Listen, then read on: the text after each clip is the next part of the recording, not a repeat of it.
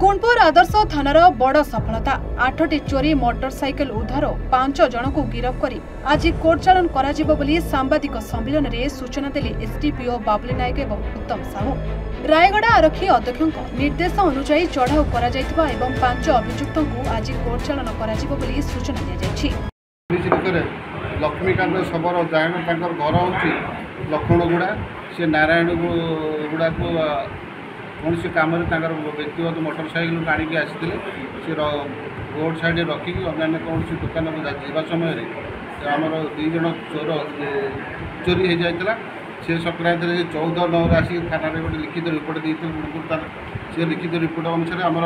गुणपुर थाना case number 208/2024 registration कर तदंत कराई एसपी सार निर्देश मते आमर गुणपुर थानार एएसआई बनमाली नायक अन्य अफिसर नहीं गोटे विशाल स्क्वाड गठन कराई केस तदंत समय 2 जन आमर जी कि मोटरसाइकेल चोरी करते गिरफ्त कराई से टोटाल 8टी मोटरसाइकेल चोरी कर 8टी टोटाल मोटरसाइकेल चोरी करने सहित कर 8टी जगह मोटरसाइकेल को बिक्री कर जहाँ सब बिक्री करते से गिरफ्त कराई ये भाव में आम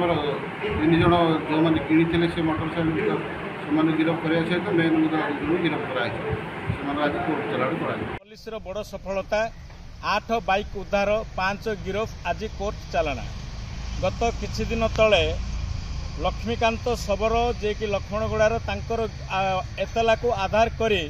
गुणपुर एसपी निर्देश क्रमे गुणपुर एसडीपीओ बाबुली नायक गुणपुर आदर्श थाना अधिकारी उत्तम साहू एवं सब इन्स्पेक्टर बनमाली नायक नेतृत्व में एक दल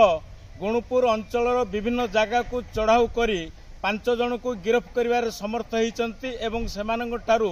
चोरी गाड़ी विभिन्न जगार चोरी करा 8टी बाइक उद्धार करिसेंती। गिरफ्त माने हेले रविंद्र कुमार कौशल्या, गौरी शंकर बेहरा, देवा हियाल, संग्राम केशरी साहू, सदानंद साहू एमानंकु विभिन्न धारा रे गिरफ्त करी आज कोर्ट चालाना करिथिबा एक प्रेस कॉन्फ्रेंस रे गुणपुर एसडीपीओ बाबुली नायक थाना अधिकारी उत्तम साहू को सूचना देइचंती एवं सेमानंकु गिरफ्त करी आज कोर्ट चालान करा जाइथिबा जणा पड़छि। अन्य पक्षे गुणपुर थानार थाना अधिकारी कहा जाऊ बा आदर एसडीपीओ कथा कहा जाऊ से माने विभिन्न स्थान चढ़ाऊ करी विभिन्न अंचल को चढ़ाऊ करी विभिन्न जगार अभियुक्त मानक गिरफ्त करिवारे सक्षम होइचंती। रायगढ़ जिला गुणपुर आदर्श थाना परिसर कैमेरा पर्सन राम नायक